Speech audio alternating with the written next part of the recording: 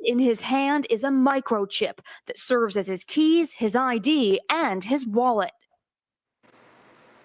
All right, it says we live. Bear with us. Let me check the feed. Shalom. Shalom.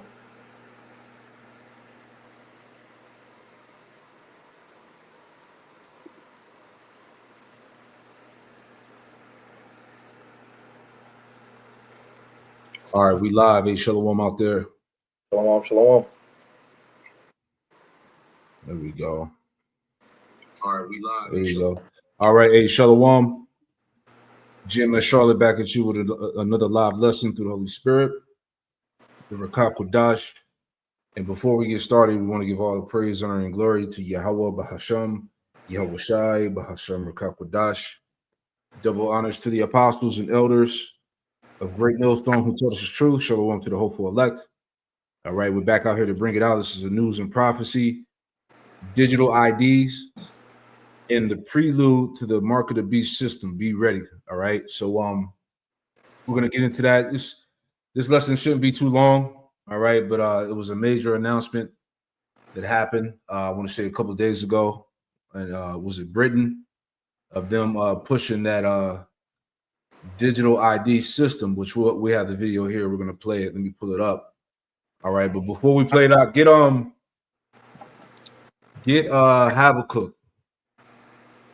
Habakkuk 2, then 1 through 3 real quick, and then we'll jump to that Sirach 39 and 1, and we'll get into the video.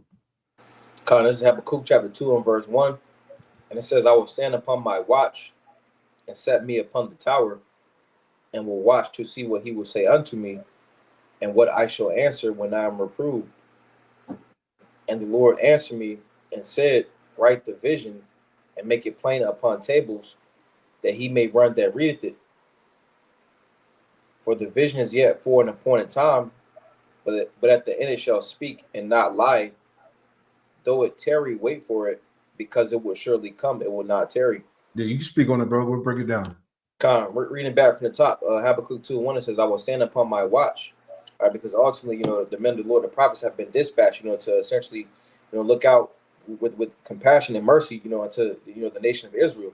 With right. 2/3, they're not going to take heed to the compassion and mercy. The 1/3 is essentially going to take heed of the mercy and compassion, and use the grace period, to their benefit. But it says, that's right. I will stand upon my watch and set me upon the tower, and will watch to see what he will say unto me, and what I shall answer when I am reproved. Because the scriptures say in 2nd Ezra, 9th chapter, it goes into, measure thou the time diligently. And how that's done is stand upon that watch. And a part of that is lining up biblical prophecy with current events. All right. That's right. It says, verse 2, and the Lord answered me and said, write the vision, which the vision is talking about the prophecies. It says, make it plain upon tables. That word for plain goes into the Hebrew word ba'ar, which it shares the same word as a well. And the thing about a well is, you essentially dig up everything, before you made that well, and pretty much present it forth. So to say the same thing with prophecy, essentially dig up everything about a matter and push forth, what ultimately is the truth of the matter, Yeah, beautiful. That's why it says that he may run if there readeth, right? Mm-hmm. That you may get the understanding and tell someone else, Yep. So it says, for the vision is yet for an appointed time, but at the end it shall speak. We've done videos going into, how prophecy won't disappoint, because prophecy has an appointed time, it has a specific time that's going to happen.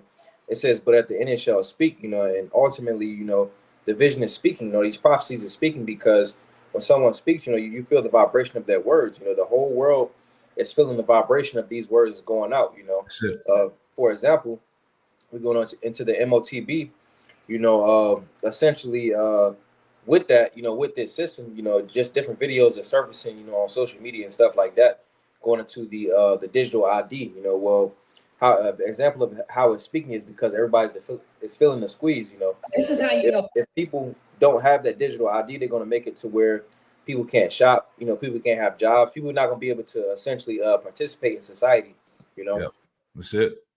Like I talked about. Oh, so like I was just adding a point of me talking about the overwhelmingness of prophecy. All right, because the spirit of prophecy is what's flooding the earth right now in the end. All right. So as I talked about in the lesson, there's a heightened awareness of the end times, the destruction of Babylon, the pressing forward of the mark of the beast, this chip. All right, because you got people, like you said, all over social media and TikTok or whatever, Instagram, whatever. They're all going into Revelation 13, 16, and 17, breaking down the MOTB, man. Right, but that's a product of what? Of the vibration of the prophets that have gone out, the vibration of prophecy. Right. You got it out. Finishing out Habakkuk 2 and 3, and the latter says, "And not lie, though it tarry, wait for it, because it will surely come, it will not tarry." So essentially the prophecies, they got a specific time that they're going to happen. All right, and just as it says in the scriptures in Isaiah 42 and 9, it talks about how the former things have come to pass. New things are coming forth. Behold, before they come, I tell you of them. Roughly paraphrasing, going into prophecy. Each thing in prophecy that has been prophesied has always came to pass. That's right. Beautiful, man. Beautiful. All right. One more before we get started. Isaiah 34. Sirach 39 and 1, and then we'll get into the video here. This is Bon Sirach. So Bon Sirach chapter 39. And we'll get verse 1, and it says, "But he that giveth his mind to the law of the Most High, and is occupied in the meditation thereof, will seek out the wisdom of all the ancient, and be occupied in prophecies." Yeah, and be occupied in prophecies. That's what it's about. It's all about the spirit of prophecy, man, which is speaking, which is flooding the earth. All right, which can't be overlooked. All right, that's why this is a big deal. Going into this digital ID here, let's pull it up, right? Because all this is just a prelude to the MOTB system, all right? And brothers have been going in on it, all right? Latest news.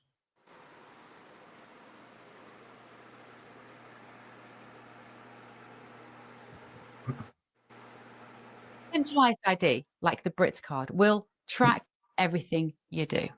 So when you check in to the GP surgery, the government will know. When you make a payment, when you log into a website, when you get on a train, imagine a digital record of your daily life monitored by both public and private entities. Your movements, your choices, your health, and critically, your opinions. This is not hypothetical. This technology exists. It will be easy to implement. The motivation to make it happen exists. And the right pretext, I don't know, another pandemic, a financial crisis, a spike in online hate speech, you will be told this is all for your own good. The police will be on their best behavior because we're constantly watching and recording everything that's going on. Citizens will be on their best behavior because we're constantly recording and reporting everything that's going on. When you come to government and what government's doing, there are artificial intelligence tools, and some of them I know that Oracle have developed around financial management for government. But also, tell us a bit about because you're right at the forefront of this revolution, what it means for what government should do in terms of its digital infrastructure, digital ID centers and so on. All right, so real quick, so what we see in the screen here, all right, digital ID, it says the man behind the digital ID. The digital ID push is Larry Ellison, owner of Oracle, CBS, CNN, and soon TikTok. He wants data centralization and total surveillance, all right? Reporting everything that's going on. When you come to government and what government's doing, there are artificial intelligence tools, and some of them I know that Oracle have developed around financial management for government. But also, tell us a bit about because you're right at the forefront of this revolution, what it means for what government should do in terms of its digital infrastructure, digital ID data centers and so on. How do you take advantage of these incredible AI models? And the first thing a country needs to do is to unify all of their data so it can be consumed and used by the AI model. You have to take all of your healthcare data, your diagnostic data, your electronic health records, your genomic data. And in the Middle East, in the UAE, for example, and everything he's saying is tied to this picture here on the right. All right. That chip is going to contain all of that. Your biological data, all right, your health transcripts, your ID, your bank account, health insurance, all right, your so-called digital footprint. All right. This is where it's headed for all you deniers out there. All right. No more dancing around it, as we talk about, man. It's no more playing games. We here, and now it's time to get ready. All right. Here. You have anything you want to add in there, Ak? Okay, Con. Model.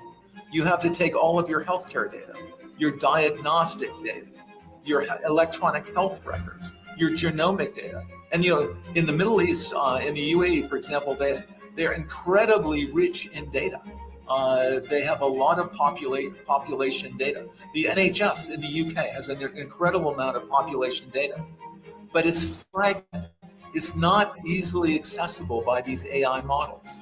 We have to take all this data we have in our country and move it into a single, if you will, unified data platform. So we provide context. When we want to ask a question, we've provided that AI model with all the data they need to understand our country. So that's the big step. That's kind of the missing link. We need to unify all of the national data, put it into a database where it's easily consumable by the AI model, and then ask whatever question you like. So you're really, through the use of this, you're revolutionizing the way government works, right? The services it provides, the way that it operates.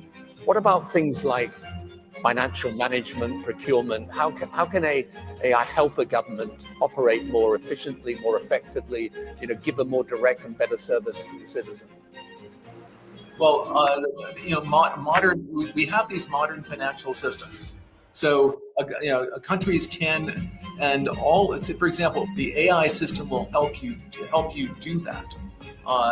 But again, the secret is to get all of that data in one place. Without having the basic data, it cannot answer the question about your country. I think countries are very uncomfortable with keeping their data in other countries' data centers. So I think part of our essential infrastructure, just like airports obviously need to be in our country, or they're not terribly useful. Ports need to be in our country, they're not terribly useful. Data centers, because of the privacy requirements around the data, need to be in our countries, or they're not terribly useful. They need to be in our countries, but they also need to be secure. And there are new technologies right now. This is the last year you will ever log on to an Oracle system with a password. Next, by the middle of this year, I'm quite certain you are Tony Blair. And so how do I know? Well, I look at you, I hear your voice, I listen to the kind of questions you ask. I'm pretty sure you're not synthetically created in having this conversation. The security system, we have biometric login. The computer recognizes you. It recognizes your voice. It might ask you to put your index finger on the return key. And we're absolutely certain it's you. There's no reason to enter a password. In fact, passwords are too easily stolen.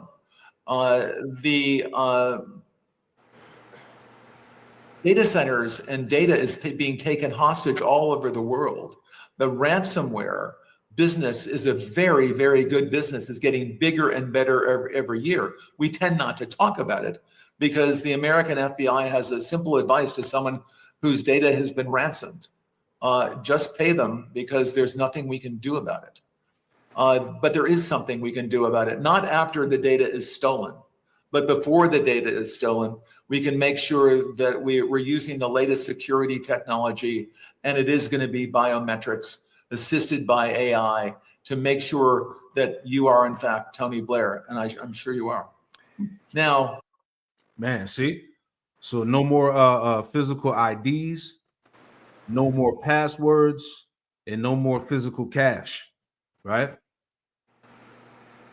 And that is why today I am announcing this government will make a new free of charge digital ID mandatory for the right to work by the end of this parliament. Just spell that out. You will not be able to work in the United Kingdom if you do not have digital ID. It's as simple as that. Just these pragmatic, fair-minded people, they want us to tackle the issues that they see around them. And of course, the truth is, we won't solve our problems if we don't also take on the root causes, looking upstream to tackle poverty, conflict. Man, it's going down. All right. You got anything you want to bring out? If not, let's hit that Job. Okay. Did you want me to finish that bouncer out too? Yeah, if you got some more in there, go ahead. Okay. I'm gonna get this Isaiah real fast. You got It's it. Isaiah 36 and verse 6. It says, "Lo, thou trustest in the staff of this broken reed on Egypt, whereon if a man lean, it will go into his hand and pierce it. So is Pharaoh, king of Egypt, to all that trust in him." You know, and essentially, you know, the staff represents, you know, the authority, you know, that rulership, essentially. And when we go into the scriptures, Egypt represents bondage, you know, because you got 2/3 that essentially abide and confide in Esau, Edom, you know, and just by default in doing so, they're going to suffer for that. I got this in the commentary as well. This is Isaiah 36 and 6 in the commentary, and it says, "You are trusting in the staff of this broken reed, Egypt." It says, strangely, Rabshakeh could see the truths of Egypt's weakness better than many of the leaders of Judah could, you know, which I was talking about at that moment. But it says Egypt made its one attempt to redeem its promises, and its army had been beaten at El Teke. The Rabshakeh had himself seen this, but his words are more far-reaching and damaging, exposing the criminal stupidity of Judah's leaders. Surely he said they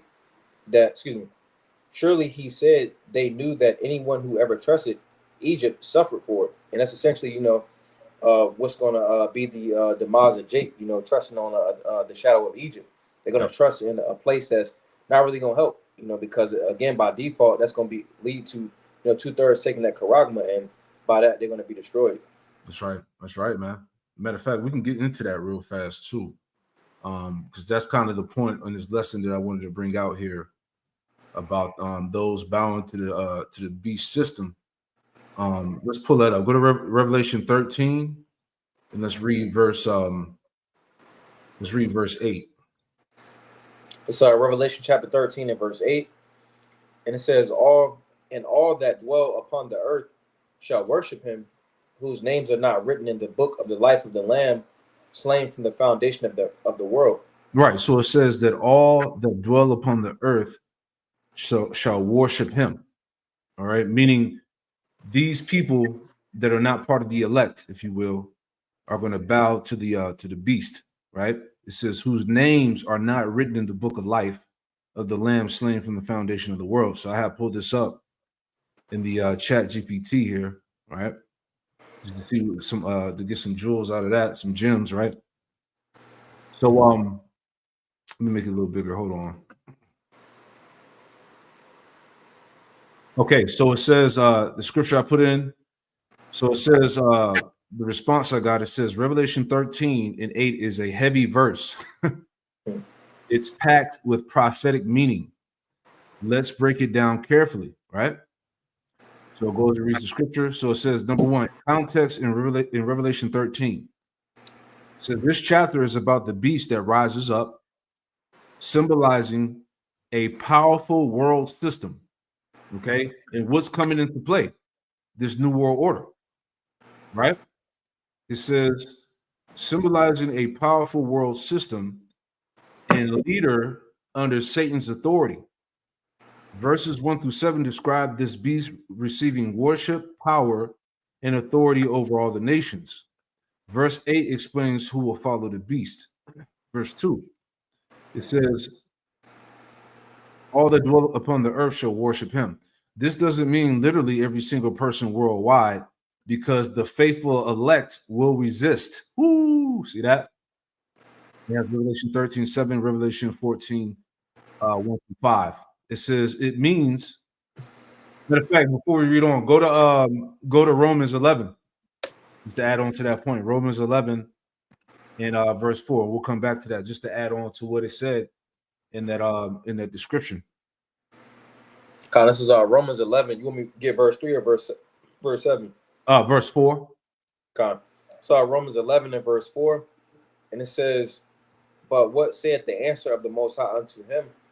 I have reserved to myself 7,000 men who have not bowed the knee to the image of Baal." All right, right. So the Lord has reserved 7,000 men. The number 7 just means completion. So the Lord has a complete number of men, all right, which ultimately represent the elect, that it says who have not bowed the knee to the image of Baal. And the modern image of Baal is going to be that chip, man. Right? Those that don't bow, that don't take the knee to that chip in the system that's coming to pass. Right? So let's go back. You had anything you want to add up? Nah.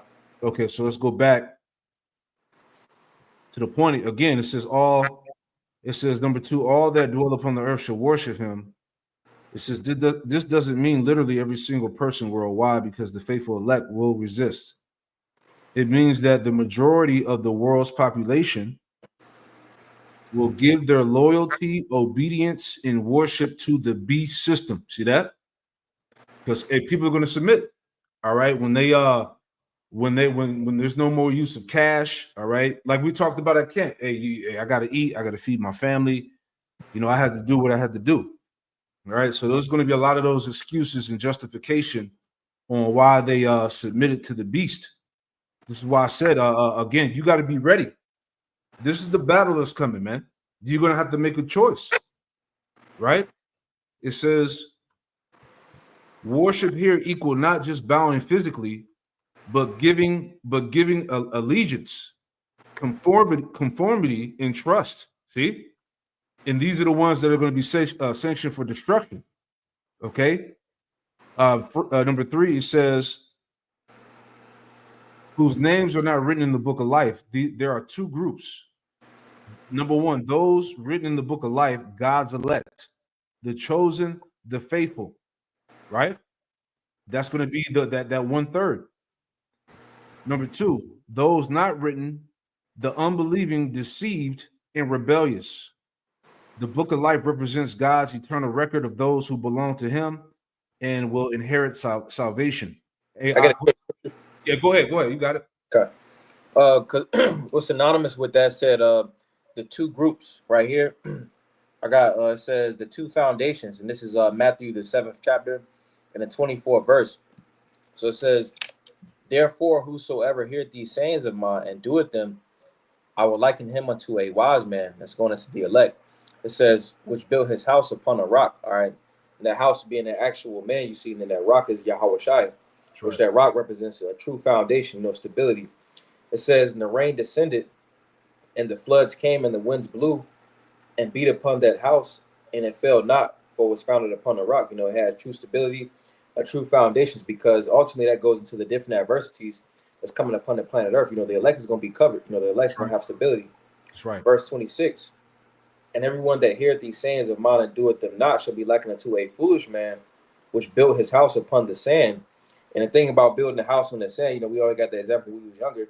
You build the little sand castle, and then the rain, or not the rain, the wave will come in to sweep it right away. So same example as here. It says, "And the rain descended, and the floods came, and the winds blew and beat upon that house, and it fell, and great was the fall of it." So ultimately, those that didn't have that true stability, when the times of trying come, when those different adversities come, they're going to be swept away because they didn't have a true foundation. Yeah, that's it. Yahweh Shai was in the foundation. See, and that's why, as the scriptures say, Isaiah 33:6, wisdom and knowledge shall be the stability of thy time. So when these things hit, all right, the elect, as I said, the God's elect, the chosen, the faithful, are going to have that stability in mind when that time of testing comes. Right? Can you add Revelation 3:10 real quick? Okay. This is Revelation chapter 3 and verse 10. And it says, because thou hast kept the word of my patience, I will also keep thee from the hour of temptation. Yeah, the Lord said, I will also keep thee from the hour of temptation. All right, so he's going to preserve his faithful elect. Okay, keep going. What shall come upon all the world to try them that dwell upon the earth. Yeah, so this is part of that hour of temptation that's going to come upon all the world. So right now, what are we seeing? We're seeing London, right, being introduced to a digital ID system, okay, which is all the prelude to the mark of the beast. Because as he was saying, he was going into no more passwords and all of that. Matter of fact, let me see if I can find that image by itself.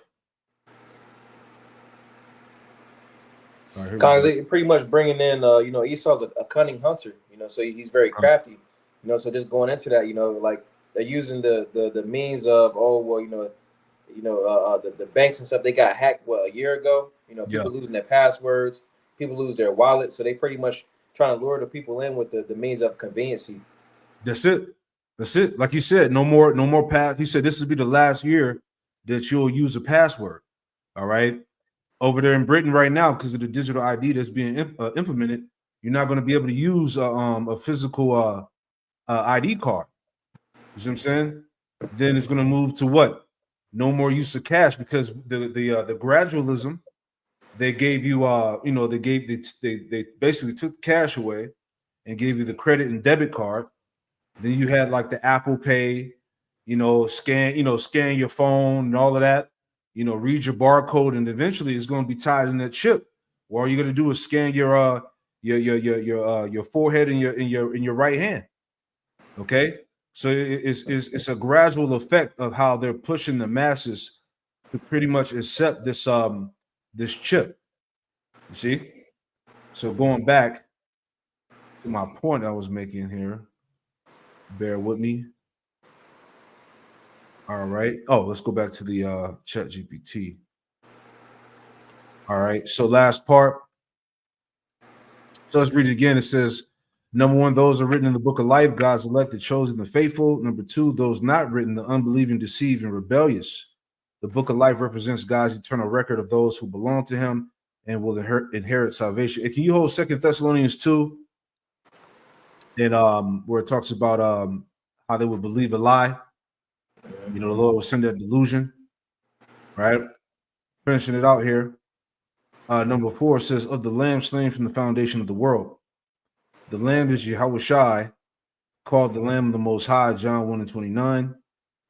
Slain from the foundation of the world means, in God's plan, Yahushai's sacrifice was determined before creation. 1 Peter 1:19-20. His death wasn't an afterthought, but the centerpiece of salvation history. It shows God's foreknowledge and purpose that redemption through the Lamb was always the plan. And last part, it says, meaning in plain terms, this verse says, when the beast rises in power, the whole world will follow and worship it, except those whose names are secured in the Lamb's book of life. Heavy, right? As we read that Romans 11:4. The Lord has preserved 7,000 that won't bend the knee to the image of all.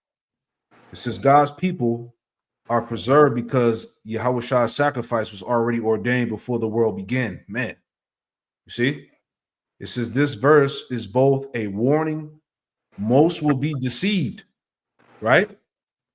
Most will be deceived, and assurance, and in assurance, the elect cannot be lost. Okay, and then last part here, in short, Revelation 13:8 teaches that the majority of the world will give allegiance to the beast system. But the true elect, chosen in Yahushua before the foundation of the world, will not be deceived because their salvation is secured in the Lamb's sacrifice. Man, that's heavy, man. See that? And that's those that are covered in the blood, man. You see that? That are not going to bow the knee, that are not going to submit. So that's heavy stuff there, man. Get that in 2 Thessalonians for me out. Start at verse 8. You want to go to the point? Yeah, you can get to the point. You know, wherever you feel. Con, this is 2 Thessalonians chapter 2 and verse 9. And it says, even him whose coming is after the working of Satan, with all power and signs and lying wonders, and with all deceivableness of unrighteousness in them that perish, because they receive not the love of the truth, that they might be saved. Yeah, many people are going to perish because of deception, man. Many are going to fall victim to the beast system, to the pushing of this chip. Okay, because as you see, you know, you're going to have, we talk about it a lot, but you're going to have, like, you know, celebrities and entertainers push it. You know, it's going to be pushed as a form of convenience, as you said earlier. People are going to, you know, regard it as just a simple piece of technology, not knowing the spiritual implications behind it. All right, that's gonna entail whether you delivered or you are destroyed, man. So people are gonna fall victim to that delusion, that deception. You got it out. And for this cause, the Most High shall send them strong delusion, that they should believe a lie. Yep. Yeah, because right now the people are gonna buy into the fact that, you know, you get this device, because what have they been pushing? You get the device, you'll become more intelligent, right? You know, it's an upgrade in society. You know, humanity is you know, moving to the next level. You know, all those things that people are going to buy into. You know, you got it. Con. Verse 12, it says that they all might be damned who believe not the truth, but had pleasure in unrighteousness. Mm-hmm. So a lot of people are going to be condemned, okay, because they didn't want to take heed to the truth. All right, they didn't want to take heed to the prophecies, man, to the understanding. So many are going to be led astray. Many are going to be led to their ultimate destruction, as it tells you in Revelation. Let's get that real quick. Revelation 14. Because what are the consequences for those that take that mark? Right. Let's get that in what is it, Revelation 14. Right? Say again. Verse 1. Verse 9. I got it put up here. You can read it for me. And it says what? It says, doom for the worshipers of the beast. Man, you got it. God, Revelation 14 and verse 9, it says, and the third angel followed them, saying with a loud voice, if any man worship the beast in his image, and receive his charagma in his forehead or in his hand, the same shall drink of the wine of the wrath of the Most High, which is poured out without mixture into the cup of his indignation. That's right. And he shall be tormented with fire and brimstone in the presence of the holy angels and in the presence of the Lamb. Keep going. And the smoke of their torment ascendeth up forever and ever, and they have no rest day nor night, who worship the beast in his image, and whosoever receiveth the charagma of his name. Yeah, so that's the end game for those who submit and take that mark, man. All right, the Lord is going to lead you to taste of the second death. All right, so as we read in 2 Thessalonians 2, that's the that's the result of those people falling into that strong delusion, that they will, like I said, that they will believe a lie. Okay, so this thing is coming in hot, man. All right, the end is upon us. You know, the end of how's it go? The end of all things is at hand. Therefore, you know, repent and remain sober. Roughly paraphrasing, man. You know, you got anything you want to add out? All right, let's grab Psalm 140. All right, get Psalms 140 and read verses 7 and 8. All right, because the point again that we're expressing in this lesson here is to be ready. All right, to be ready for that great day of testing, that great trial that's coming. All right. This is Psalms 140 and verse 7. It says, O power of the Lord, the strength of my salvation, thou hast covered my head in the day of battle. Yep. Grant not, O Lord, the desires of the wicked, further not his wicked device, lest they exalt themselves. Salah. Yeah, further not his wicked device, unless they exalt themselves, man. And this wicked device is going into this man's new world order, man, and ultimately, you know, chipping the world so that he can exalt himself as the most high over the planet Earth, over the people. That's the ultimate goal of the elites of Esau, man. Right, but the Lord is getting ready. So he's getting ready to throw a wrench in their plans, because as we see this right now, we're at that height of his sufficiency. But it tells you in Job, get that in Job, the 5th chapter, about how he disappointed his enterprises, the crafty. God, this is Job chapter 5 and verse 12. It says he disappointed the devices of the crafty. Yep. So that their hands cannot perform their enterprise. Yeah, so that their hands cannot perform their enterprise. Their enterprise is to have the whole planet under that chip, right? But this shows you again. So all you believers is watching. This shows you that look, we are very close to the end of this thing, literally. All right, you got the Lord and the angels in the heavens. All right, you got things that are coming towards the earth that they can't describe, and you got the signs of the times. You got the inner turmoil that's going on in America right now, the shift, the transition of this police state, the military forces being beefed up, Jacob's trouble, okay, all these different poly crises that are happening right now. So everything is leading to the ultimate end of Babylon, man. Okay, so there's no denying that, again, that our salvation is nearer than we believe, man. Okay. We're right there. We're literally at the doorstep, as I always talk about, man. Right? Let's get this too. I got one more I want to add in there, and then I want to just play this last video and we'll wrap it up.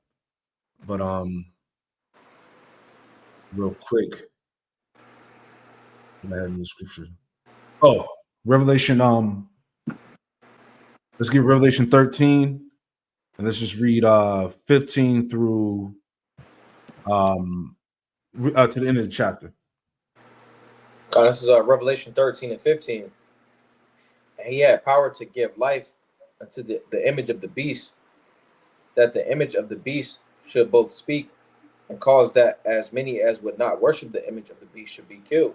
Yeah, so this is all part of the of that beast system. All right, this is that new revived, Roman Empire system that's being implemented. This technocracy here, man. And it's speaking, all right, the digital ID, the chip, the social credit scores, which we'll play that in the end here. All right, all these things that have just been announced in Britain are getting ready to come here. Right? Read on. And if you don't submit, what did it say? That because that many that would not worship the image of the beast should be killed. So as he was talking about, you're not going to be able to participate in the in society if you don't have that digital ID, if you don't have that chip, if you don't become part of the Internet of Things, if you will. Go ahead. Verse 16, and he causeth all, both small and great, rich and poor, free and bond, to receive a charagma in their right hand or in their foreheads. Yep. And that no man might buy or sell, save he that had the charagma, or the name of his, or the name of the beast, or the number of his name. There you go. So you're not going to be able to buy and sell, and you're not going to be able to have participate in society without that charagma. All right, and this is where the world is headed. Okay, so again, the spirit of prophecy is overwhelming, man. We are so close, man. You got it, bro. Revelation 13 and 18. Here is wisdom. Let him that hath understanding count the number of the beast, for it is the number of a man, and his number is 666. Yeah, it's the number of the beast, for it's the number of men, the men that sin, the Edomites. It says in his number is 666. All right, Chi Psi Stigma. All right, which is pretty much the overall, tracking system, surveillance system, this beast system that's coming to pass. All right, and all the mechanisms tied to it. Now, again, before we wrap up the show, okay, because the point is to be ready for this. All right, we're here. I want to play this again because this is what's getting ready to be pushed now. All right, let me pull this up. And if you want to add anything, God, go ahead. Con, this is Psalms 21 and verse 11. It says, "For they intended evil against thee," going into the NWO. It says, "They imagine a mischievous device which they are not able to perform. You know, so they're not ultimately going to be able to fully get their NWO, you know, off and running. You know, they're going to chip a decent portion of the world, you know, but they're not going to touch the elect. Yeah, shit. Shit, bro. Everywhere she goes, Oh Young Hallyu is followed. What she buys, how she behaves, is tracked and scored to show how responsible and trustworthy she is. It's called the social credit system, and in one version now being tested, a person's reputation is scored on a scale of 350 to 950. And Hallyu, with a good score of 752, is okay with it. In fact, most people are. It's a mechanism like pushes you to become a better citizen. It's big data meets Big Brother, expanding how the government monitors, understands, and ultimately controls its 1.4 billion citizens. Thanks to advances in artificial intelligence and facial recognition, and a web of more than 200 million surveillance cameras. Are people bothered by privacy concerns? We think the lot of camera keep the safety is really good. We can accept it.